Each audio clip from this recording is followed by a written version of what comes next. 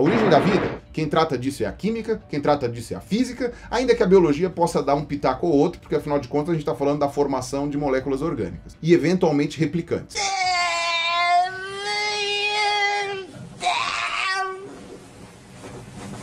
Se um dia for provado que a vida surgiu por causa de Deus, isso ainda não elimina a evolução como sendo uma verdade ou como sendo a melhor explicação que a gente tem para a origem da biodiversidade. Então, se quando a gente está falando de origem da vida, a gente não está falando de evolução, quando a gente está falando de origem do universo, quão pior é? Menos ainda a gente está falando de evolução, porque a origem do universo, ela soma aí com bilhões de anos antes da origem dos próprios planetas, que dirá da vida nos planetas. Quando a gente está falando sobre a questão dos universos e tal, aí a explicação científica que é mais plausível hoje é o Big Bang. Novamente, não vou ficar falando aqui de física, porque senão eu vou acabar falando alguma bobagem. Tem ótimos canais de física aí para vocês acompanharem e que já falaram sobre Big Bang. Então tem aí o Pedro Louso do Ciência Todo Dia, tem o Primata Falante, enfim, tem um monte de outros aí que o pessoal vai me xingar porque eu já esqueci. Outro dia o Salvador Nogueira veio brigar comigo. Se inscrevam no Mensageiro Sideral, vou colocar o link do canal dele aqui embaixo ou pipocando no final do vídeo, tá? Mas o que eu sei é que a gente tem algumas evidências indiretas de uma expansão do universo. Enfim, os físicos teóricos calculam que tenha sido o Big Bang. A melhor explicação é a mais parcimoniosa, é a que mais se adequa às evidências que a gente tem, especialmente por causa daquela radiação de fundo que já foi detectada. Não sei agora se isso tem a ver com as ondas gravitacionais, talvez tenha. Agora, o pessoal não sabe o que tem antes do Big Bang. Tecnicamente, o Big Bang ele acontece antes do surgimento do próprio tempo, e aí isso acaba virando uma coisa que beira o metafísico e que não seria tecnicamente para muitas pessoas diferente de religião. Antes de mais nada, não! Não! Não! Não! Metafísica não significa além da física. Isso é um erro muito comum que as pessoas têm, por causa que a etimologia da palavra, lá do grego, meta era um prefixo que significava além de. E física significava física mesmo.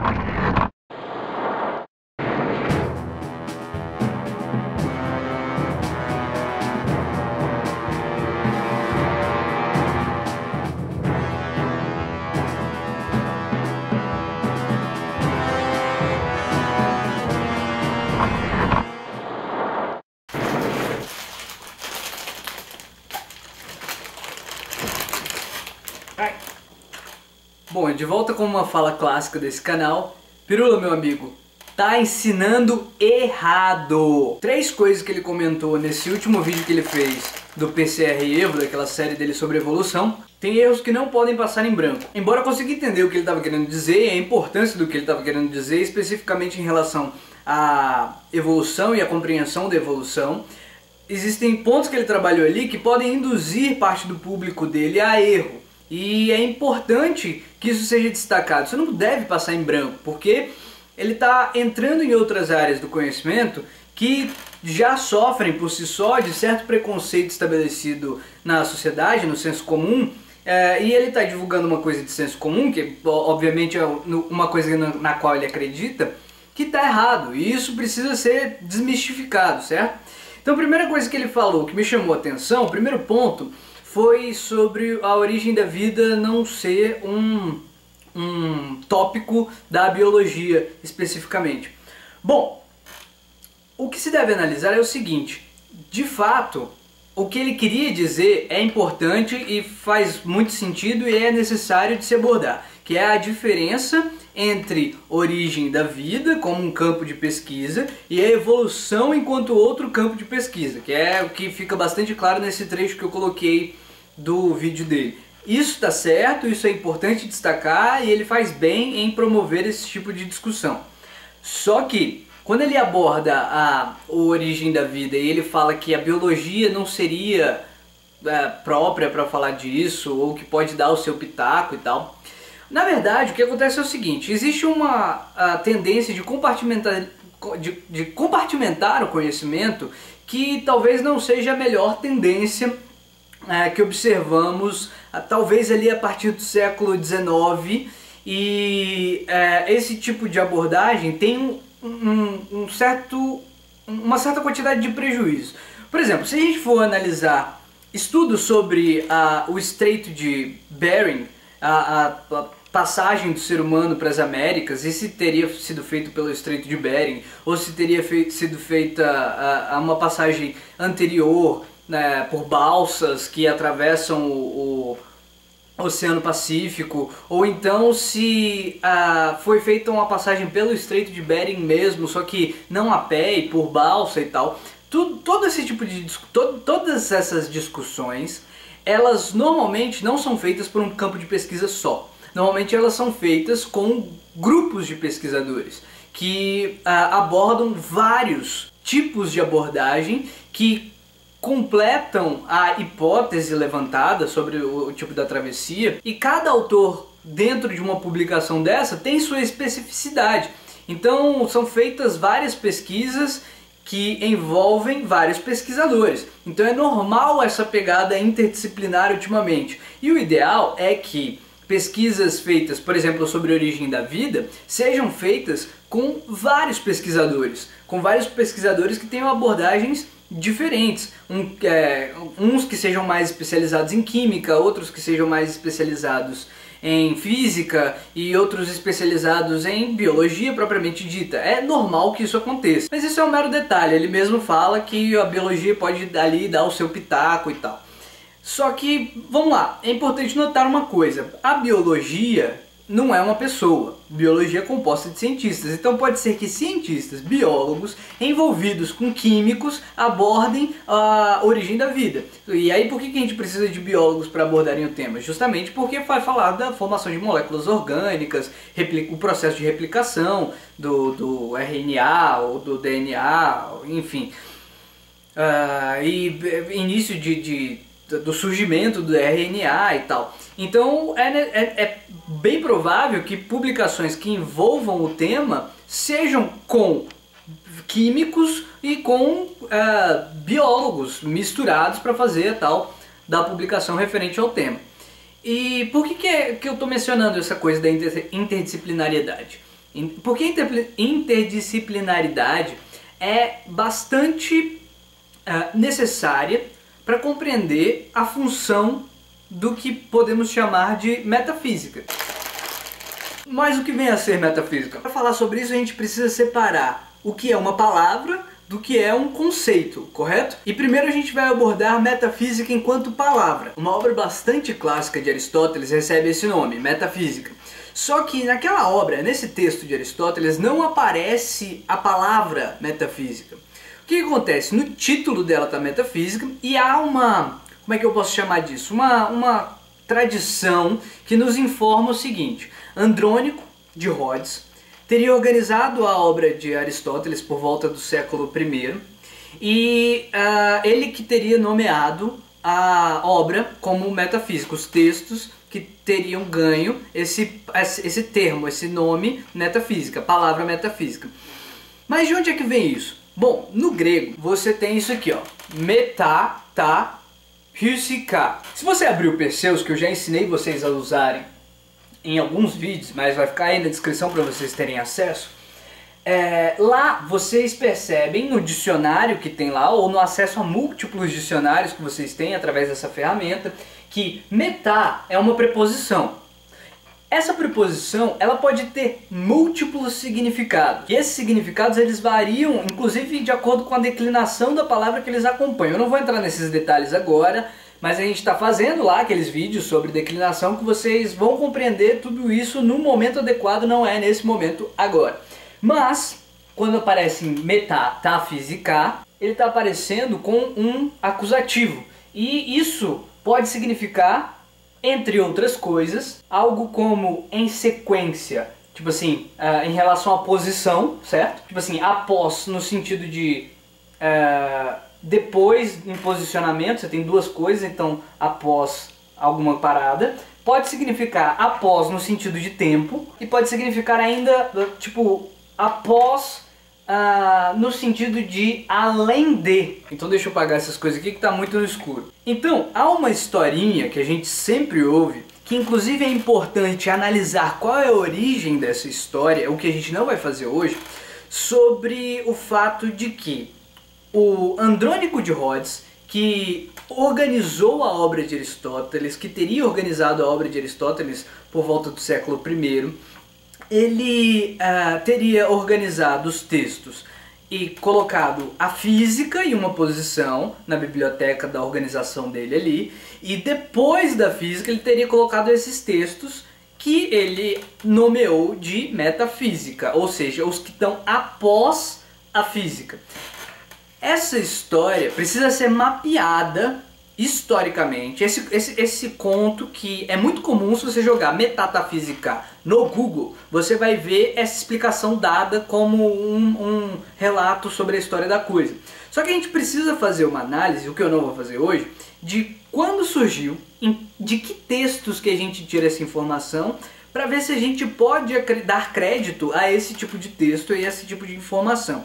O certo é que entrou na tradição o texto de Aristóteles com esse título, o Metafísica, que aí o título virou uma palavra que a gente usa no português, metafísica. O importante dessa história é que ela nomeia um texto específico que aborda algumas coisas. E esse texto que aborda algumas coisas virou uma espécie de parâmetro para outros textos da tradição que abordassem temas mais ou menos parecidos com o que Aristóteles estava tratando naquela obra chamada, então, Metafísica, certo? Então, o que acontece? Vamos lá. Primeiro, para falar sobre esse tema, sobre significado de palavras e uma diferença entre palavra e conceito, fazer uma breve análise histórica. É importante isso, isso ajuda a compreender como é que funcionam essas coisas.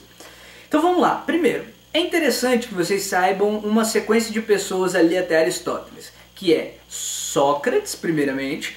Sócrates é um cara que não deixou textos escritos, ok? Então a gente tem Sócrates ali por volta do século V e ele tem uma pegada interessante voltada para a ética. O Cícero, que é um cara que é romano, que é o senador da época do século I, ele deixa uma fala sobre Sócrates muito interessante, dizendo que Sócrates teria levado a filosofia dos céus, ou seja, da análise dos astros e das coisas que estão aí para a compreensão da natureza, para o infinito da natureza e tal, a partir da observação astronômica, por exemplo.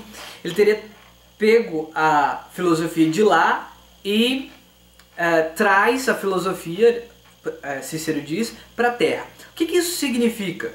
Significa que, na visão de Cícero, Sócrates teria transformado a filosofia numa questão humana, voltada para as questões humanas aqui, vinculadas à ética e tudo mais. Então a gente tem esse Sócrates, só que ele não deixou nada escrito. Então como é que Cícero faz esse tipo de afirmação? É porque algumas outras pessoas deixaram coisas escritas sobre Sócrates. E as fontes que chegam até nós hoje são basicamente 3, daquela época especificamente onde ele ainda estava vivendo. Essas 3 fontes são o Platão, que escreve boa parte de suas obras em diálogos nos quais o Sócrates está presente, inclusive conduzindo os diálogos.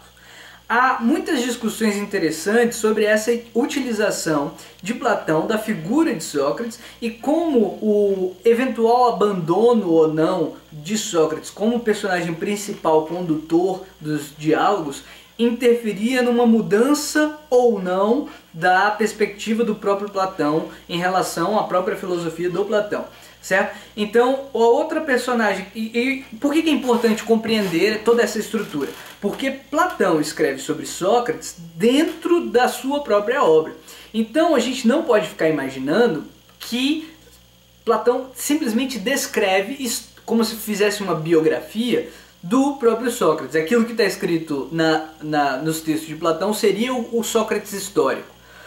É muito importante entender isso, porque há compreensões um tanto levianas, um tanto pueris, de que você lendo a obra de Platão, você entenderia quem foi o Sócrates histórico. E não funciona bem assim. Você tem que entender que, ainda que fosse, e não é, mas ainda que fosse uma obra biográfica do próprio Sócrates, ainda que fosse, o autor ele tem próprias convicções, ele tem as suas visões, ele tem seus interesses, então ele vai e escreve coisas sobre o Sócrates pensando na tua própria obra, na própria obra do Platão. Então esse autor, ele contamina necessariamente sobre a figura de Sócrates as perspectivas próprias, correto?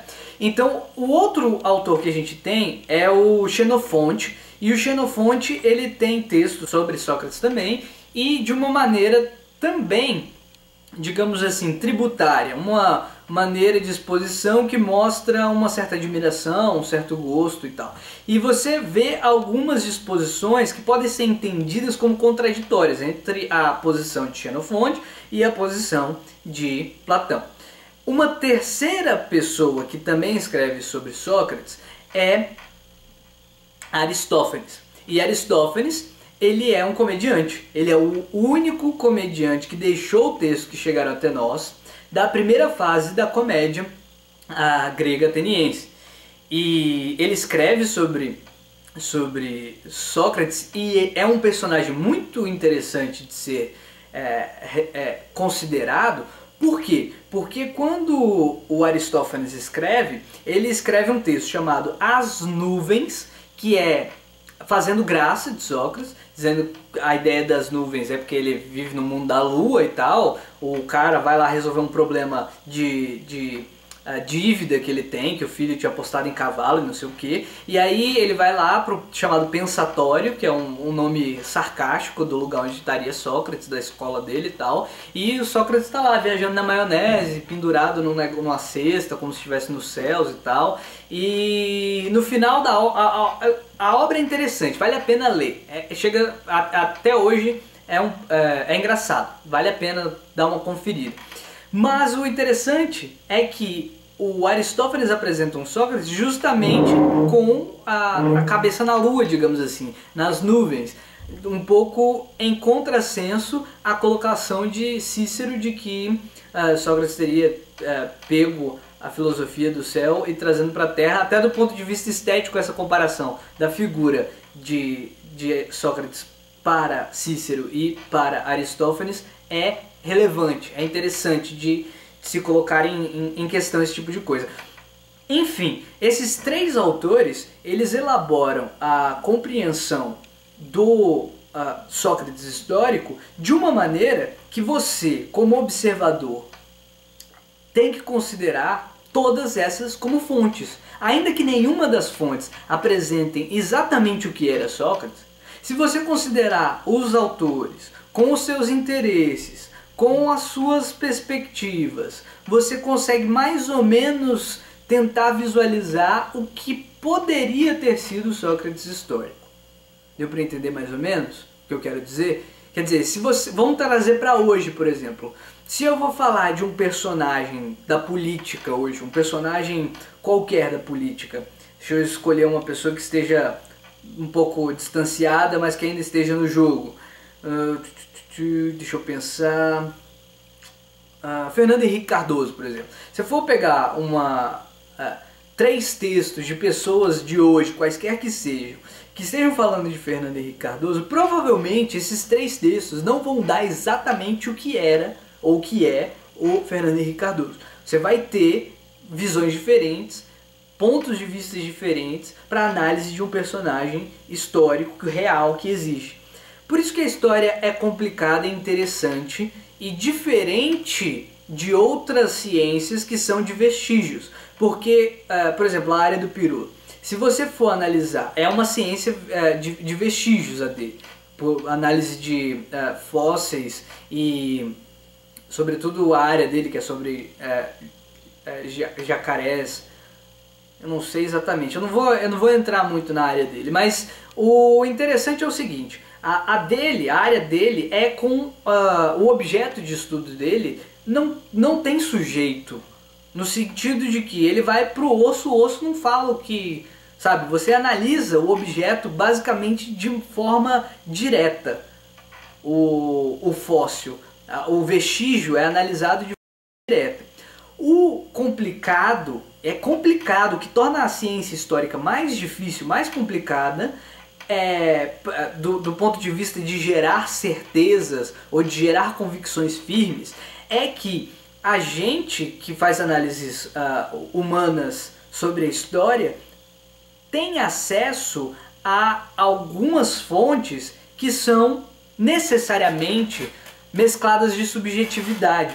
Então o Platão ou o Xenofonte ou o Aristófanes, eles escrevem interessados. Então a gente tem que fazer esse filtro de compreensão de quem é o personagem que escreve sobre alguma coisa histórica naquele momento histórico, para a gente analisar até que ponto aquele texto merece confiabilidade. Isso é um ponto de dificuldade presente, permanente nos estudos humanos e sobretudo de história, ou de história da filosofia e do que mais envolva esse tema. Pois bem, o segundo personagem nessa linha sucessória é o próprio Platão. O próprio Platão, a gente tem dificuldades para abordar a obra dele por um motivo que está em Aristóteles e outro que não está em Aristóteles. O primeiro motivo, que existe só em Platão, é que Platão escreve em diálogos, o que torna a coisa difícil, porque não fica tão claro quanto as pessoas gostam de achar que é o que Platão queria dizer com os textos dele quando ele escreve. Então, quando a gente pega intérpretes de Platão hoje, ou que existem hoje, ou que existiram há 100 anos atrás, ou que existiram há 200 anos atrás, eles têm que lidar com a dificuldade de que é necessário fazer a interpretação dos diálogos e retirar dos diálogos, do conjunto dos diálogos, ou do diálogo específico selecionado para o estudo do intérprete, o que aquele cara estava querendo dizer com aquele diálogo. Porque ele não diz com todas as letras, eu acho isso, eu penso aquilo. Muito pelo contrário, teve um vídeo que eu fiz sobre o amor, que eu falei sobre o banquete, que teve um rapaz que veio conversar comigo falando o seguinte: mas a gente devia imaginar, intuir, obviamente, que Sócrates quer dizer exatamente o que Platão pensa. Então o personagem que Platão cria, Sócrates, seria apenas o porta-voz do que acredita Platão. Isso já é uma interpretação, ok? Então isso pode ser colocado em debate, inclusive está em debate. As pessoas discutem isso. Será que Platão realmente simplesmente colocou Sócrates como um personagem que representa o que ele é? É só uma máscara do próprio Platão? Platão é o próprio Sócrates nos diálogos em que Sócrates aparece? Não é tão simples assim. Essa discussão é feita academicamente por gente que investiu a vida toda estudando esse tipo de tema. Pode ser que sim, pode ser que não, isso está em debate, ok? E tem outro problema maior, que o próprio Sócrates, quando ele aparece nos diálogos de Platão, ele não apresenta, muitas das vezes, a solução para o problema, certo? Por exemplo, tem o Teeteto, que é um diálogo importantíssimo, que fala sobre episteme, que é conhecimento, em que a discussão é sobre o significado de episteme, e aparece o personagem Teeteto defendendo uma certa concepção, e aí no decorrer do diálogo, Sócrates faz o Teeteto desistir daquela concepção, coloca outras concepções, e durante o próprio diálogo o mesmo Sócrates faz com que o Teeteto desista também dessas concepções que o Sócrates colocou de episteme, ou o que seria o conteúdo, ou significado, ou conceito de conhecimento. Então é mais complicado do que as pessoas gostam de achar que é, certo? As pessoas que não gostam de estudar, as pessoas que não gostam de perder tempo lendo, eu quero ver um vídeo aí na internet e resolver os problemas e tal. Não é assim, é mais complicado do que isso, sobretudo em Platão, por causa dessa questão dele escrever por essa opção estética de escrever em diálogos.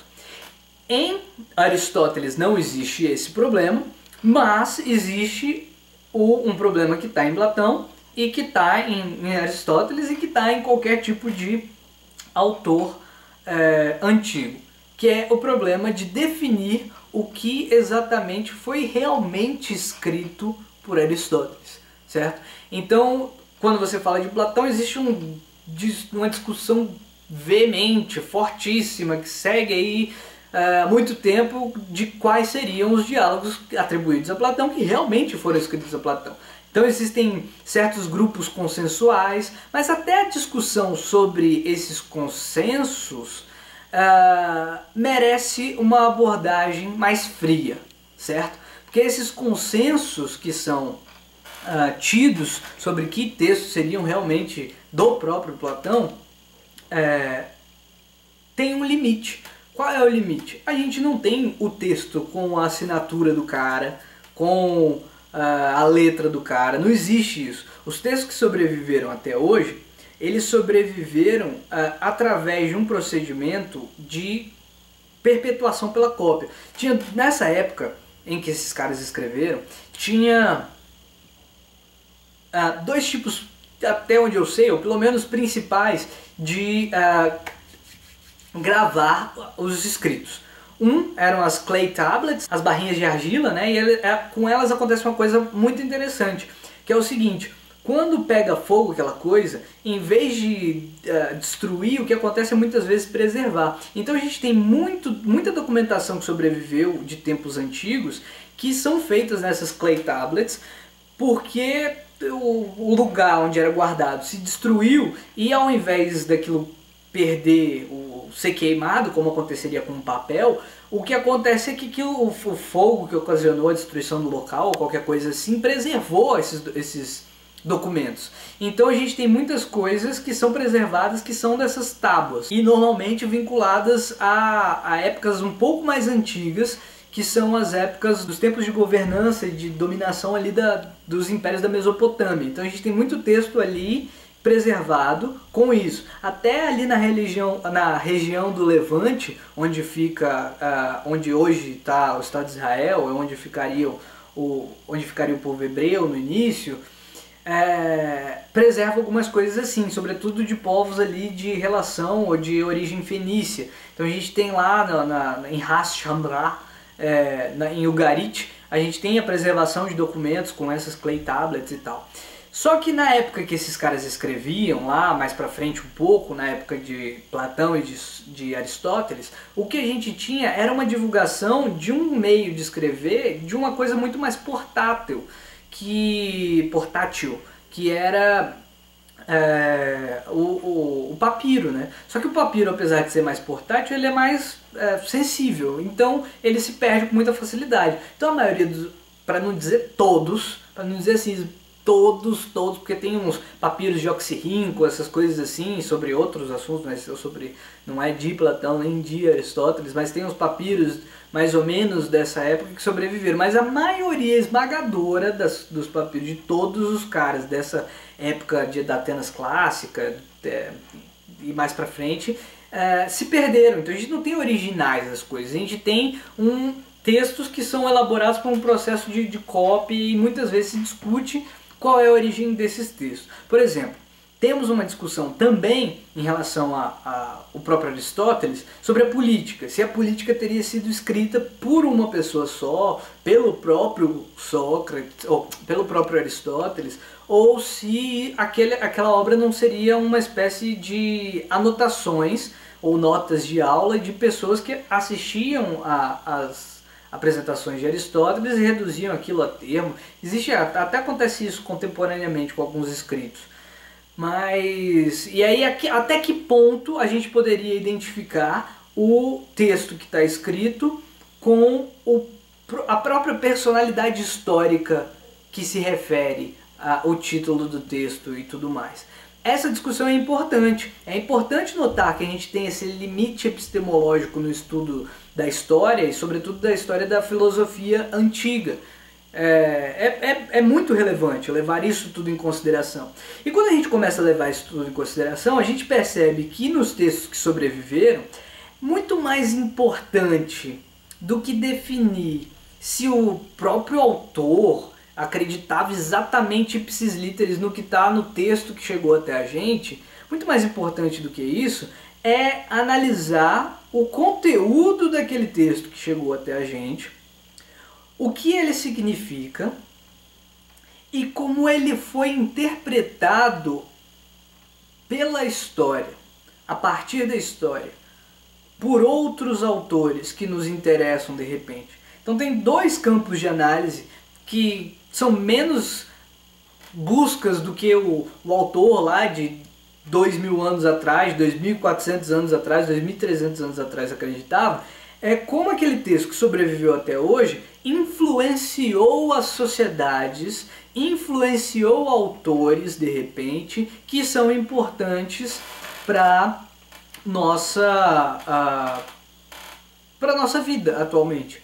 Isso é um ponto, quer dizer, o ponto de análise sobre o autor, o que ele acreditava, o que ele deixava de acreditar, é um, e é importante. Agora, outro ponto de análise importante é o conteúdo dos textos e o conteúdo, como ele foi interpretado por pessoas posteriores, que influenciam a nossa cultura até hoje. No último vídeo que eu postei, por exemplo, eu coloquei uma citação da Política de Aristóteles, e é muito interessante esse detalhe, que tem um vídeo recente, que é eu esqueci qual é o nome daquele canal, um canal com nome alemão, inclusive, que tem um mundinho, vou colocar aí na descrição e tal. Ele coloca uma afirmação sobre a humanidade, sobre qual a diferença do desenvolvimento humano, a inovação e tal, e ele usa o mesmo exemplo que Aristóteles usa na Política, sobre o ser humano ter a capacidade de logos e ter a capacidade diferente das abelhas e de qualquer outros animais. É o mesmo exemplo que está nesse vídeo, é o exemplo usado por Aristóteles. Quer dizer, esse texto influencia as pessoas até hoje, certo? Então, isso é um ponto necessário de se compreender sobre a função da história da filosofia, por exemplo. Não é o único, é um ponto muito importante. Pois bem, a metafísica de Aristóteles, ela aborda vários temas, e um dos temas que ela aborda logo no comecinho, que é muito interessante, eu tenho esse tipo de linguagem, né, falar que tudo é interessante, a importância que ele coloca para alguns autores. Ele nomeia alguns autores, desde Tales, e ele faz uma espécie de, digamos assim, história da filosofia, entre mil aspas, que ele diz, Tales dizia que o princípio é isso. Não sei quem dizia que o princípio era assado. Aí ele vai nomeando alguns autores e ele fala sobre Platão. Platão falava das ideias e tal, e papapá. Então, é curioso porque esse tipo de abordagem que o Aristóteles dá para o início da metafísica influencia as pessoas até hoje. Os cursos de filosofia que vocês têm, aqueles manuaizinhos safados, como eu odeio manual, mas aqueles manuaizinhos safados de filosofia, que eles vão falar assim, a filosofia começou com Tales, tem muito provavelmente influência nessa disposição que o Aristóteles dá na metafísica, certo? Olha que legal isso, quer dizer, toda a história da filosofia até hoje é potencialmente influenciada a história da filosofia por esse texto de Aristóteles. Tá vendo o peso, a importância do texto? É muito relevante compreender a história das coisas, a história do pensamento, porque você consegue entender, olha o ponto pragmático disso tudo. Até hoje, quando você vai pegar a maioria dos manualzinhos de filosofia porcaria que tem por aí, inclusive tratamentos de filósofos de renome, como Hegel, como o Russell, quando eles vão falar de história da filosofia, eles vão lá no Tales. Por que eles vão lá no Tales? Por que eles não vão, sei lá, no Hesíodo, por exemplo? Eu iria no Hesíodo se eu fosse começar a falar. Eu iria até no... Quer dizer, talvez Homero seja mais antigo que Hesíodo, mas eu iria em Homero e Hesíodo para falar início do conhecimento grego. Porque o que acontece em relação ao conhecimento grego? Existiam gregos que escreviam em linear B, que são os micênicos, e esses caras, eles desapareceram por algum motivo incerto, que a gente vai abordar, eu vou abordar esse tema, que é um dos mais interessantes que eu acho de toda a história. Bom, mas os micênicos eles sumiram e deixaram a região da Grécia sem escrita. Depois quando reapareceu a escrita, que veio essas histórias de Hesíodo, de Homero, e aí depois veio a história de Heródoto, que é de Halicarnasso, mas teve um contato provavelmente ali com Atenas, e é por isso que porque a gente é tributário de Atenas, é isso que vocês têm que entender.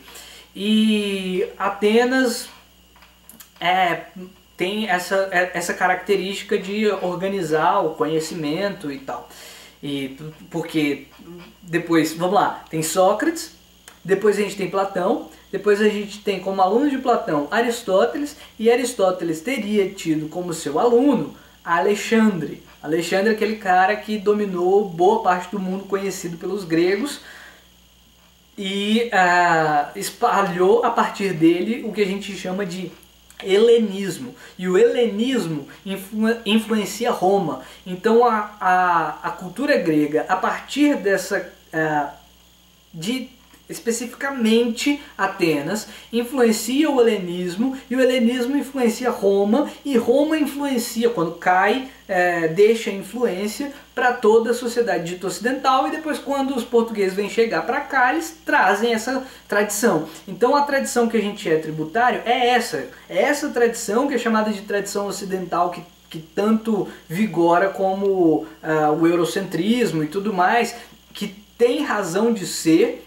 A crítica ao eurocentrismo tem muita razão de ser, mas é importante compreender esse processo, todo esse processo, certo? Então, uma das funções do estudo da história que é eurocentrizada é fazer compreender esse processo. A gente não pode apagar esse processo, não é possível apagar esse processo. E quando a gente começa a compreender esse processo, é que a gente conhece alguns tiques, tipo esse de dizer que Tales é o primeiro filósofo, certo? Então, e que você consegue observar se você lê a metafísica, tá lá, desde a metafísica tá lá esse tipo de compreensão. Quer dizer, no texto, porque tem uns analistas da obra de Aristóteles que aventam a possibilidade de que Aristóteles, quando ele faz esse início em Tales, ele não está falando dos filósofos o que eles falavam, o que eles acreditavam, mas o que eles falavam e defendiam acerca dos princípios não vou dizer da matéria, mas assim, da existência, os princípios da existência, e ele nomeia a partir de Tales, aí fala, Tales falava que o princípio tem a ver com a água e não sei o que. Não significa que esse seria o centro, que essa seria a parte principal da filosofia de Tales ou nada assim, mas relacionada à parte da filosofia de Tales que se relaciona com o que ele quer debater no livro da metafísica. E aí é que tá. O que Aristóteles quer debater, existem vídeos como do Saifilo, que eu vou deixar na descrição do vídeo, que é o rapaz que eu esqueci o nome dele, deixa eu olhar o nome dele. Kirian Gracher é o nome dele. Então ele apresenta ali o que seria debatido na metafísica de Aristóteles, a temática e tal. E tem a ver com a filosofia primeira, quer dizer, isso é o que a gente aprende nos manuais, inclusive. Tem 4 coisas, uma é a filosofia primeira, o outro é a ciência do ser enquanto ser e não sei o que, papapá. Tá, para você entender de fato o que está sendo debatido na metafísica, a primeira coisa que você tem que fazer é pegar um textinho desses, como esses que são meio que de manuais, uma publicação qualquer em revista séria sobre filosofia, que ele vai fazer esse resumo para você, vai dizer essa coisa dos 4 coisas que eram debatidas na metafísica, que está sendo trabalhado ali e tal. A segunda coisa que você deve fazer é ler o livro, você pegar a metafísica e ler a metafísica. Tá, aí quando você tiver feito isso, provavelmente você não vai fazer isso. Provavelmente você que está me assistindo não vai fazer isso porque não tem interesse no tema. Tudo bem, não tem nada de errado com isso. Mas lê um artiguinho qualquer da internet, que esteja publicado na internet, que seja vinculado a alguma revista de filosofia, faz bem, vai fazer você ter uma compreensão geral do que está sendo debatido ali. E o que acontece? A metafísica, então, enquanto termo, e aí não enquanto conceito, enquanto termo, começou a se vincular às coisas que estão sendo debatidas na filosofia ali de Aristóteles. E um dos temas que está sendo debatido ali na metafísica é uma coisa que ele decide chamar de causa primeira, certo? Então ele decide chamar esse negócio de causa primeira, ele fala inclusive de teologia para falar sobre o motor primeiro e tudo mais, que daria origem ao universo, papapá. Aí o que acontece? O pessoal vincula essa coisa, porque a escolástica depois vai fazer uma metafísica vinculada à necessidade de provar filosoficamente a existência de Deus, certo? Então, muita gente vincula a metafísica a esse procedimento de escolástico, o termo metafísica, de Aristóteles até a escolástica, e aí pega o argumento, o Paulo ele chamou de argumento de Lacan, né? Não é Lacan, é Kalam, tá? Como é que é o nome? É Ilmal Kalam. Por quê? Porque existia uma escola de estudos árabes que faziam discurso sobre a ciência, ou discurso sobre o conhecimento, ou sobre Deus especificamente, e dentro dessa escola se debatia o argumento que se chama, hoje se chama de argumento de Kalam, ou de Kalam, que tem a ver com esse termo árabe, que é o Ilma Kalam, certo? Compreendendo isso, aí você entende que o William Lane Craig ele vai fazer essa abordagem apelando para o argumento de Kalam, porque ele entra para a filosofia ocidental e aí vai falar sobre o motor primeiro, vai falar sobre causas também, com a abordagem que é feita na Suma Teológica, com Aquino e coisa e tal. Tá, mas esse tipo de abordagem não é o que está sendo abordado, o que está sendo debatido na metafísica de Aristóteles não é tentar provar que Deus existe, nem nada coisa parecida assim. O que está sendo debatido na obra de Aristóteles, na metafísica, é a essência das coisas, do que as coisas são formadas, por que as coisas são o que são, como é que você define uma coisa como ela é, quando ela deixa de ser. Porque, sabe, é esse tipo de debate sobre o que são as coisas que significa o trabalho daquele cara naquela obra especificamente. Então, a metafísica vem como essa palavra que significa o estudo sobre as coisas, sobre a essência das coisas, ou sobre as características que definem a essência das coisas. Ou então, aí tem uma abordagem diferenciada, por exemplo, se você for ler Heidegger, o Heidegger ele vai tentar dizer que existe uma diferença entre a coisa ser ontológica, um debate sobre a ontologia, e sobre a coisa ser ôntica. E aí ôntico seria o que? Porque a palavra ontologia vem de um termo grego também, que ontos é o particípio do verbo ser. E o particípio tem uma característica no grego que a gente vai abordar isso tudo, com calma, que tem a ver com o que é, certo? Não é que nem o nosso particípio no português. Então a disputa sobre a ontologia é sobre o que é das coisas. E o Heidegger vai apresentar essa conversa dele aí com a ideia de que existiria um que é total e existiria um que é das coisas individualmente, que aí ele fala que é a diferença entre o ontológico e o ôntico, né?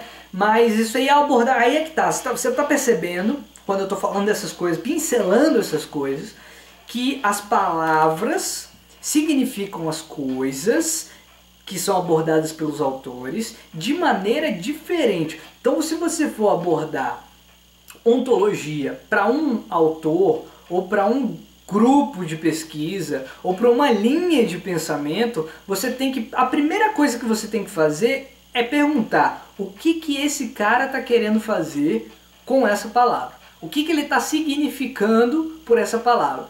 Ele está significando um conceito? Que tipo de conceito que ele está significando? Esse é o tipo de abordagem necessária que você precisa para você analisar obras de quem quer que seja, sobretudo obras de autores que são ditos da tradição filosófica, certo? Porque se você pegar, e aí eu vou usar de novo o exemplo do Marx. O Marx fala sobre valor e tem o pessoal que fala, o valor aí já foi refutado, porque todo mundo sabe.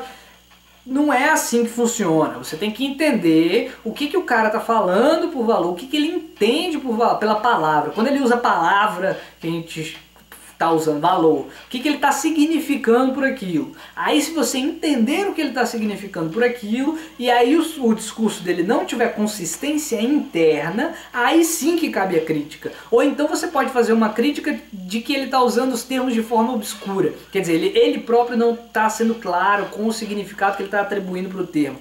Essa crítica faz total sentido do cara ser um autor meio obscuro, que não facilita para o intérprete entender o que ele está falando. Só que essa crítica faz sentido, só que tem maneiras de você quebrar esse problema, que é você olhar a tradição dos intérpretes de determinado autor. Assim, quando você olha a tradição dos intérpretes, você pega as chaves dos significados dos termos que ele está utilizando, pela tradição, que a tradição já tem mais familiaridade com o autor, e essa tradição vai compreender, vai te ajudar a compreender o que aquele autor está querendo dizer. Embora a própria tradição às vezes possa ser criticada, porque às vezes a própria tradição, por exemplo, quando vai interpretar Platão, a ideia significa isso. Peraí, calma lá, você tem certeza que o intérprete está entendendo corretamente? Então você vai lá no intérprete, olha como é que a coisa começa a ficar complicada. Você vai lá no intérprete, vê o que ele está dizendo, o que ele está entendendo por ideia, vê quantos intérpretes estão corroborando com essa ideia, depois você vai na obra e lê. Aquilo está fazendo sentido internamente, o discurso fecha, sabe? Aí você começa a ter que discutir com o autor, com a tradição que está interpretando o autor, e ver se a tradição está interpretando aqueles termos que ele está usando da maneira correta, e isso gera uma complicação muito grande. E estudo de história da filosofia, ou interpretação hermenêutica de autores da filosofia, tem essa complicação. Tem que aceitar essa complicação, não tem como vencer esse fato. É um fato, é um problema. Você começa com esse problema, certo? Então, dei uma volta do caramba aqui, e qual é o problema da metafísica então? O problema da metafísica é o seguinte: metafísica identifica o título de uma obra, a obra de Aristóteles, correto? E essa obra de Aristóteles fala sobre a essência das coisas, ou o que define uma coisa como tal, sabe? A discussão é sobre as causas das coisas serem como são e tudo mais. Quando ela sai dessa obra, quando essa palavra sai dessa obra e se transforma no conceito, aí a coisa fica mais complicada. Aí a coisa fica mais complicada e você vai ter que olhar não a obra do Aristóteles, não a obra da Escolástica, não a obra de... Você vai ter que entender como a metafísica, a palavra metafísica, está sendo usada hoje por autores de filosofia de hoje, que são pesquisadores. Como eles estão usando esse termo? Aí como é que você vai achar isso? A opção correta não é a Wikipédia, porque a Wikipédia ela vai fazer esse tipo de abordagem meio que histórica e tudo mais, que pode te passar a impressão de que o Aristóteles, porque tem um nome forte, porque tal é da tradição, é fodalhão e coisa e tal, ele tem uma relevância maior do que outros autores. Então você tem que acreditar no conceito correto do Aristóteles. Não é assim que funciona, não é assim que a linguagem funciona. Você tem que, se você vai debater com pessoas de hoje que usam o termo metafísica para significar os seus próprios trabalhos, você tem que adaptar-se e compreender o que eles estão significando. Esses caras de hoje. Como é que você deve fazer isso? Tem algumas maneiras de fazer isso. Um dos lugares onde se publicam textos que te ajudam a compreender isso é o site da Faculdade de Stanford, que ela junta como se fosse uma enciclopédia, só que com um rigor muito maior do que uma Wikipédia da vida. Então, o primeiro trabalho para você entender o que seria metafísica é você abrir o site da Stanford. Tenta fazer isso. Você abre lá, olha e vê o que está escrito lá. Ele vai falar um monte de coisa que eu falei aqui, do Aristóteles, vai falar com muito mais rigor, vai te dar fontes, e aí você vai começar a compreender. Há muito tempo eu falei para vocês que eu tenho uma influência muito grande de Gautama, né? Um dos alunos do Heidegger, inclusive. Eu não gosto de Heidegger, não tem nada a ver, quer dizer, acabo tendo por causa do Gadamer ser tributário do Heidegger. Mas uma coisa que o Gadamer fala muito, que é muito importante, é fundamental para quem gosta de estudar ciências humanas e que quer ter algum rigor, apesar... Olha só que interessante, tem uma disputa, uma discussão sobre filosofia hoje, contemporânea, de uma divisão que haveria entre analíticos e continentais. Essa divisão é mais ou menos arbitrária e a partir dela a gente consegue pegar algumas características específicas do povo do continental e do povo das analíticas, né? E normalmente as analíticas gostam de... e normalmente os alunos, não necessariamente os autores, mas os alunos das analíticas têm um pouco de desprezo pelos autores de continental. E isso é ruim, isso é bastante ruim. Mas falando do Gadamer, o Gadamer ele tem uma pegada que se volta para ciências humanas, especificamente. Eu ainda tenho que estudar mais, com mais calma, com mais cautela para falar para afirmar com rigor o que eu estou querendo afirmar. Mas eu acho que o que ele afirma para as ciências humanas é extensível a todas as ciências. E ele tem uma preocupação sobre hermenêutica, que se volta para as ciências humanas. A filosofia dele é chamada de hermenêutica por uma característica muito específica de como é que ele entende a compreensão humana e uma compreensão meio que existencialista de si próprio, de sua capacidade epistêmica e tudo mais. E eu lembro de uma fala dele sobre a necessidade de, quando você vai visitar um autor, que você quer estudar um autor, é muito importante você fazer o seguinte, você estudar a língua que o cara fala, você estudar o contexto histórico em que ele está inserido, você compreender o tipo de disputa, de questão que estava dada para aquela comunidade, o tipo de discussão que estava dada para aquela comunidade. Por exemplo, se você vai interpretar o Karl Popper, o Karl Popper faz uma leitura do Platão no seu Sociedade Aberta e Seus Inimigos, né? The Open Society and Its Enemies, se eu não me engano é esse o título. Se você vai tentar entender o que Popper está falando, por que ele está falando aquilo, primeiro você tem que entender o século onde ele está, o século XX, entender as discussões em que ele está inserido, em que grupos ele está discutindo, e aí você começa a fechar uma espécie de compreensão maior, que vai do texto ao contexto e volta para o texto, e vai para o contexto e volta para o texto.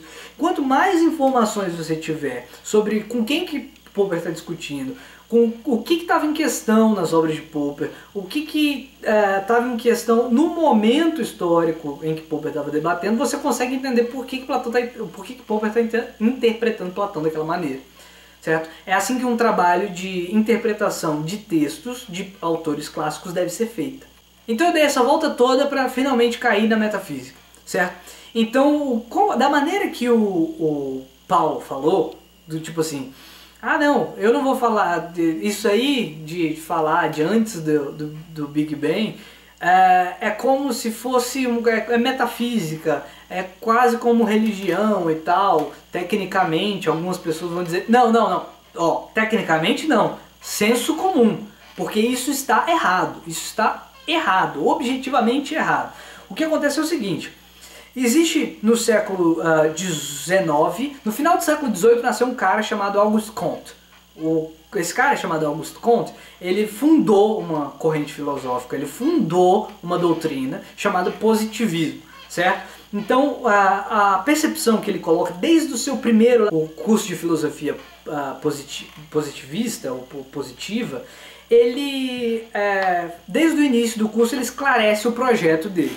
Qual é o projeto dele? Ele entende que os momentos de percepção humana se dão progressivamente. Ele começa com um pensamento religioso, que atribui as coisas a, sei lá, coisas sobrenaturais, sobre-humanas. Tem até uma frase do pensamento de Nietzsche, que é um aforisma de Nietzsche, que é muito congruente com essa percepção de Comte, que seria o seguinte, né, no aforismo de Nietzsche, no início, lá no começo, quando o cara remava, ele não queria simplesmente provocar causa e efeito, ele realmente acreditava, isso está no Humano Demasiado Humano, e aí ele remava, mas era como se aquele remar fosse um ritual para invocar os deuses, ou daimon, que daimon é uma palavra que acaba significando demônio depois, mas tem a ver apenas com espírito, enfim. Mas aí ele chama um daimon, é como se aquele fosse um ritual para chamar o daimon e o daimon empurrar o barco. A afirmação de Nietzsche é bastante questionável do ponto de vista histórico mesmo, né? Mas a relevância da compreensão positivista que está inculcada ali naquele aforismo de Nietzsche, no Humano Demasiado Humano, e que está na percepção de Comte, é relevante para a gente aqui, porque vai ajudar a entender o que o Pirula está compreendendo como metafísica. Então a gente teria esse primeiro momento, né, da consciência. O segundo momento da consciência, ele sai daí e vai para os princípios, certo? Então vai para uma investigação do que seria, quer dizer, isso aí é a concepção do Comte, né? Então qual seria a investigação própria da metafísica para Comte? Investigar quais são os princípios da vida, qual é o princípio do universo, o que faz as coisas serem as coisas como elas são, o que está atrás dos princípios. Aí você vem, por exemplo, os atomistas falavam que o que está por trás de tudo são os átomos. Então o atomismo seria uma filosofia metafísica, voltada para a discussão dos princípios. Quais são os princípios que regem a existência? Então temos alguns deles. Aí você tem o Tales com a água, você tem os atomistas com o átomo, você tem qual é o nome dele? Parmênides com o ser, e aí você teria o Heráclito com o fogo, ou talvez com o fogo e o movimento, e aí seria isso que seria a busca dos metafísicos.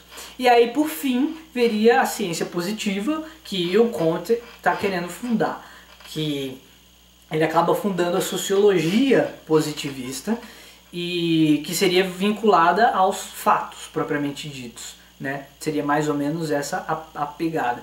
Então, o que acontece? Que o Pirula está inscrito nessa percepção, ainda que ele nunca tenha lido Comte na vida dele, ainda que ele nunca tenha parado para estudar esse tipo de assunto, aquilo está inscrito na sociedade. Tem um monte de gente com uma perspectiva positivista incrustada na cabeça, que não sabe da origem dela, porque as pessoas divulgam as coisas, as informações, os significados dos conceitos, sem saber, sem recorrer à fonte. Então a fonte está ali, mesmo que você não saiba, porque é transmitida essa fonte tradicionalmente. Então tem algo de errado com a posição do Comte? É uma posição que tem um problema. E aí eu vou apontar um problema dela aqui para vocês.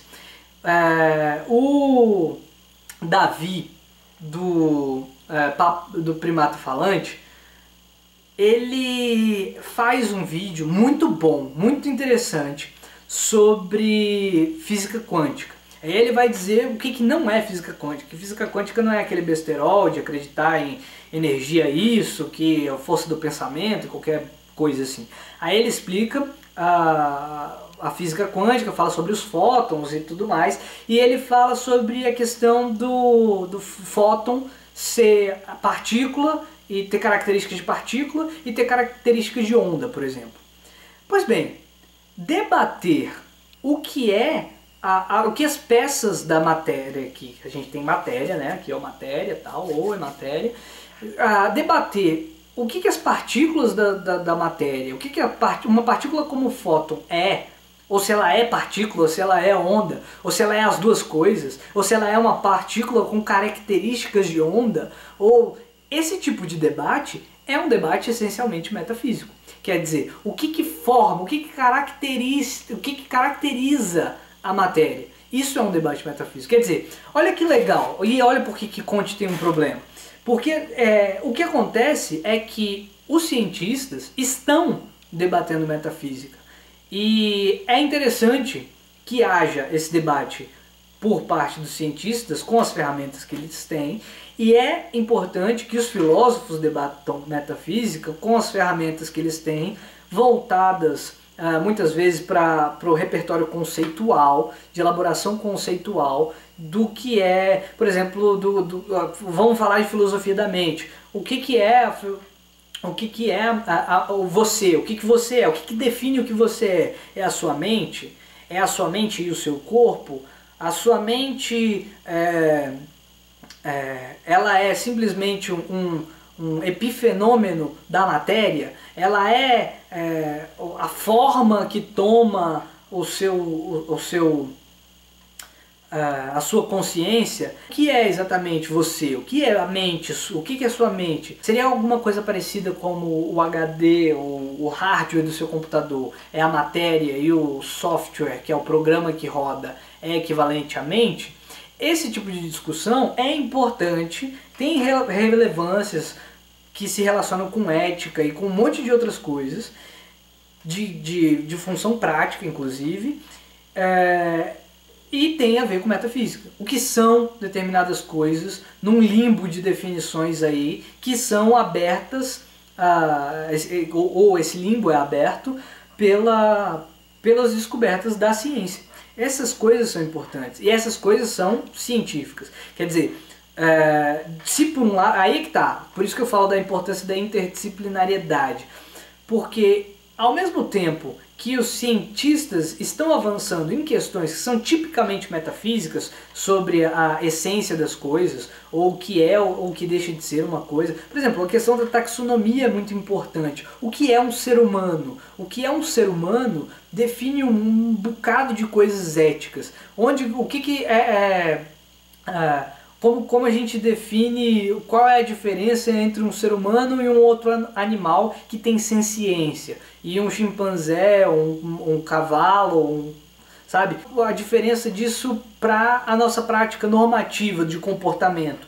Eu digo normativa não no sentido de elaborar leis, tá? Não estou sendo estatista nem nada assim, não. Estou dizendo assim, normativa do tipo, como é que eu me comporto diante de um ser senciente? Porque ele não é humano, mas ele tem a capacidade de sentir dor. O que significa essa capacidade de sentir dor? Como é que eu devo tratá-lo ou deixar de tratá-lo a partir dessa afirmação de que ele é diferente da condição humana?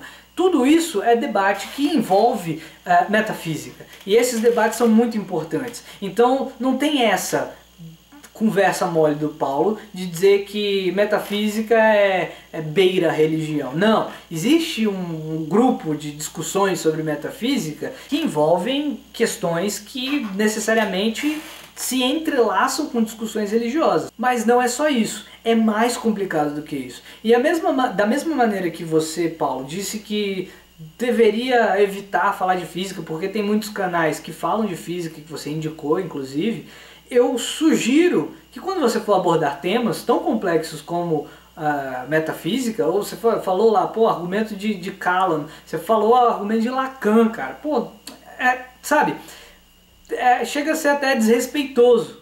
Então, não é minha área, ok? Eu sou eu não sou da metafísica, apesar do negócio onde eu fiz lá, o mestrado tinha esse nome no título da parada lá. Minha discussão é de origens do pensamento ocidental. Eu tenho uma vinculação com a discussão de história, porque é a área pela qual eu me interesso, sempre me interessei, é para onde eu estou indo, estou fazendo um curso de história na UNB, papapá.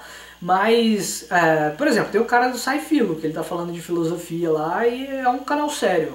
Não sei nem se ele está produzindo muito ou se ele está parado, tem que dar uma olhada nisso. Mas procura esses caras. Tem gente que não... Metafísica não é obscurantismo, essa percepção está errada e isso precisa ser mudado. Porque enquanto essa posição estiver sendo dada, se você estiver informando o pessoal que gosta de ciência que metafísica é só obscurantismo, o pessoal do obscurantismo vai tomar a metafísica e vai dizer que você não sabe nem o que você está falando, porque você está confundindo Kalam com Lacan, entendeu?